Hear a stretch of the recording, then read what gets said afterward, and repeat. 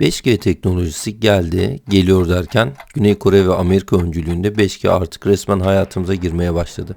Burada neden bahsedeceğiz? Amerika'daki ünlü kalp cerrahımız Mehmet Öz'ün İstanbul'daki babanızın kalp ameliyatını gerçekleştirebilmesinden, elektrik ve su sayacınızın faturalarınızı ödeyebilecek olmasından, Profesör Doktor Erdal Arıkan adlı bilim insanımız olmasaydı 5G'nin bu kadar başarılı olamayacağından.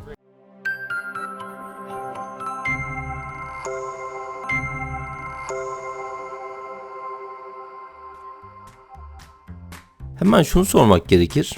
Heyecanlanmalı mıyız? Bence evet. Gelin öncelikle bu G'lerin ve mobil iletişimin ne şekilde bugünlere evrildiğine kısaca bir göz atalım. Rakamların yanındaki G harfi İngilizce generation yani Türkçe olarak nesil anlamına geliyor. Birinci, ikinci, üçüncü, dördüncü ve nihayetinde beşinci nesil yani. Her şey Motorola'nın cep telefonu bölümünün başında yer alan Martin Cooper'ın 3 Nisan 1973 yılında 1 kilo 133 gram ağırlığındaki telefon ile yaptığı ilk görüşmeyle başladı.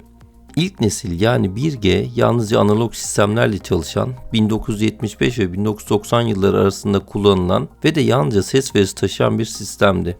1G sistemi hem düşük abone sayısı hem de güvenlik ve performans açısından çok zayıf olduğu için yerini 1990'ların başından itibaren yeni ihtiyaçlara ve abone sayısına destek verebilecek dijital altyapılı 2G sistemine bıraktı.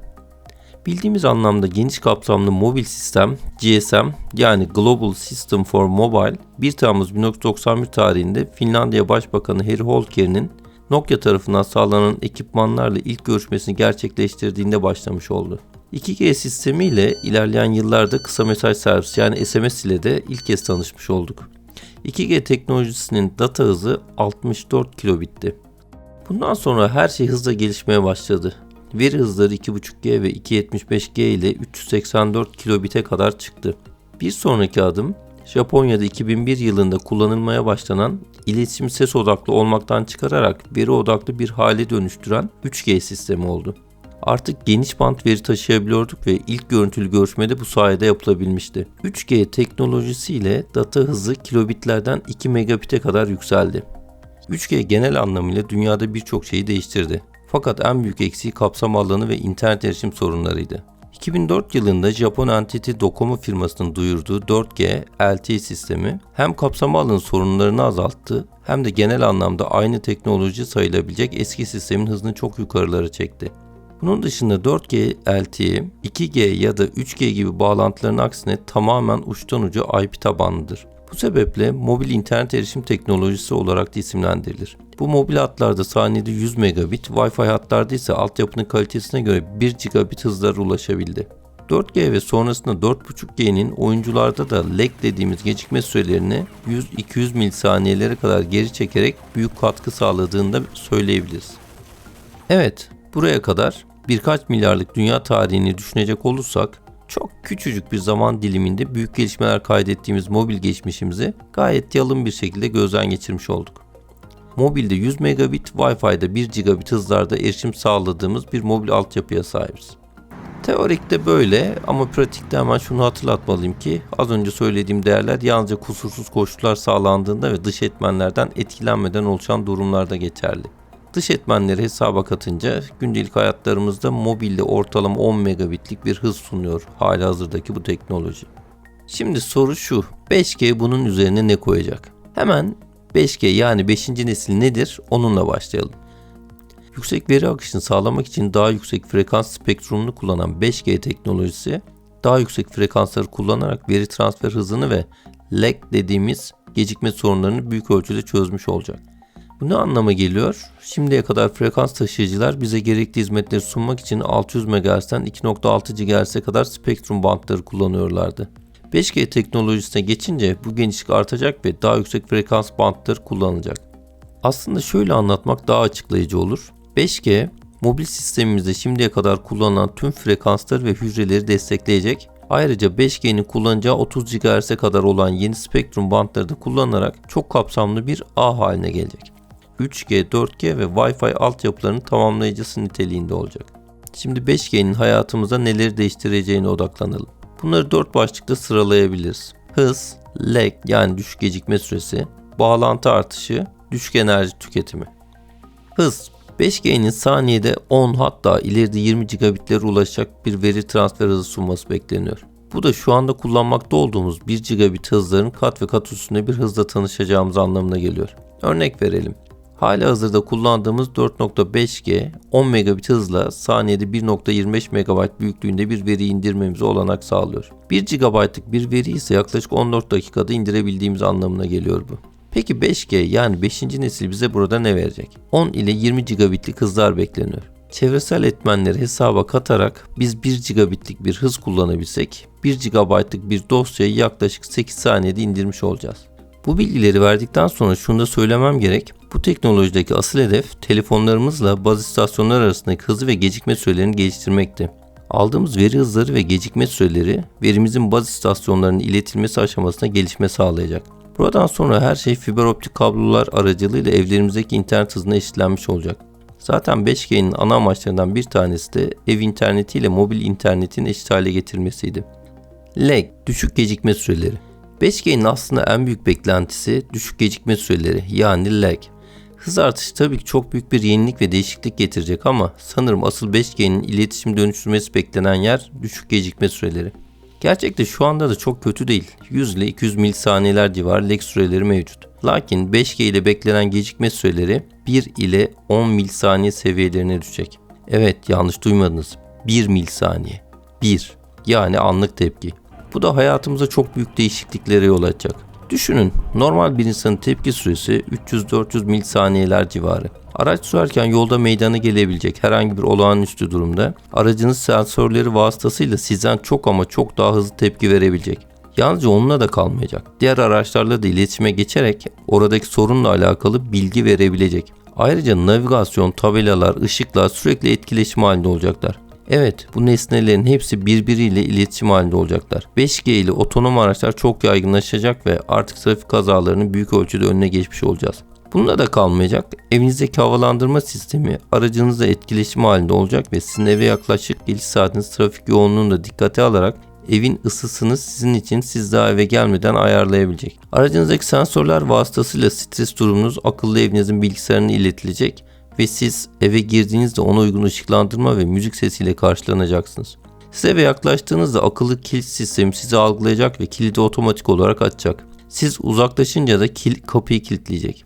Evinizin su, doğalgaz ve elektrik sayaçları harcamalarınızı merkeze iletecek. Fatura oluşturulmasını ve varsa otomatik ödeme sistemiyle ödemenizin yapılmasını sağlayacak. Size de yalnızca bilgi verilecek. Endüstri 4.0 ile birlikte sürekli anılan, insan olmayacağı için ışığa da ihtiyaç duyulmayacak karanlık fabrikalara olanak sağlayacak. Kısaca nesneler artık kendi aralarında haberleşip birçok işin üstesinden gelebilecekler. M2M, Machine to Machine yani makineden makine iletişim ve IoT, Internet of Things yani nesnelerin interneti ya da bazı firmaların tercih ettiği şekliyle IoE, Internet of Everything yani her şeyin interneti tam olarak da bu. Yani başına akıllı koyduğunuz her şey birbiriyle iletişim halinde olacak. Akıllı saat, akıllı telefon, akıllı tahta, akıllı kilit, akıllı lamba, akıllı TV. Düşük gecikme sürelerinin getireceği yeniliklerden biri de uzaktan robotik cerrahi işlemlerinin yapılabilir olması. Yani Amerika'daki dünya ünlü kalp cerrahımız Mehmet Öz'ün İstanbul'daki babanızı ameliyat edebilmesini sağlayacak. Durun hemen burun kıvırmayın. 8 Ocak 2019'da 5G ağı ile Çin'deki bir veteriner 50 kilometre uzaklıkta başka bir şehirdeki hayvana uzaktan robotik cerrahi yöntemiyle ciğer ameliyatı yaptı bile. Şu anda Türkiye'de de bazı hastanelerin kullandığı Da Vinci türü robotlar sayesinde uzaktan robotik cerrahi işlemleri kesinlikle hayal değil. Bu gecikme sürelerinin düşmesi sanırım en çok da oyuncuların işine yarayacak. Gerçek usta oyuncular teknik sebeplerden ötürü artık mağdur olmayacak. Diğer bir getirisi bağlantı artışı. Örnekle mevcut 4G sisteminde bir hücrede 10 tane bağlantı yapılabiliyorsa 5G ile bu sayı binlerle ifade edilebilecek. Bunun rakamı da şu, 1 kilometre karede 1 milyon cihazın bağlanmasına olanak sağlayacak. Bunu da geniş band spektrum ile gerçekleştirebilecek.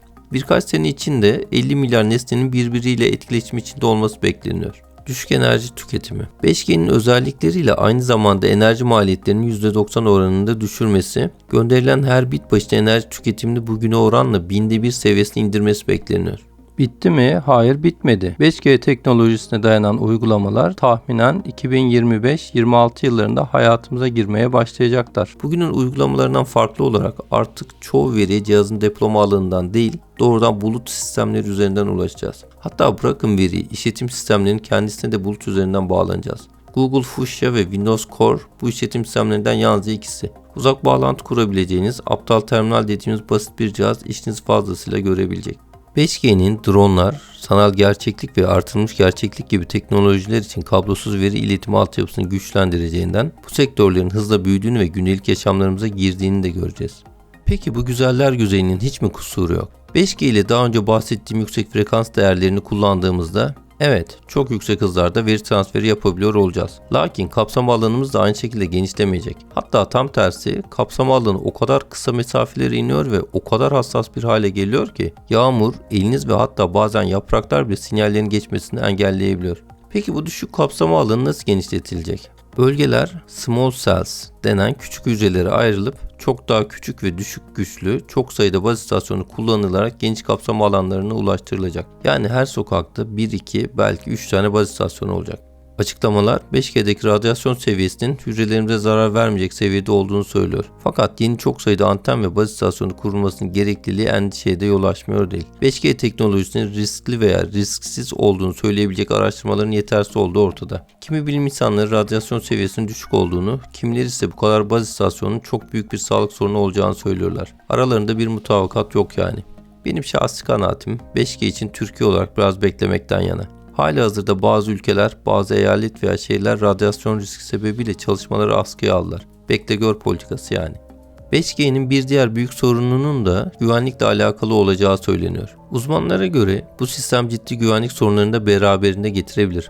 Dünya Ekonomik Forumu küresel risk raporunda siber güvenlik konusu en büyük 3. risk ilan edilmişti.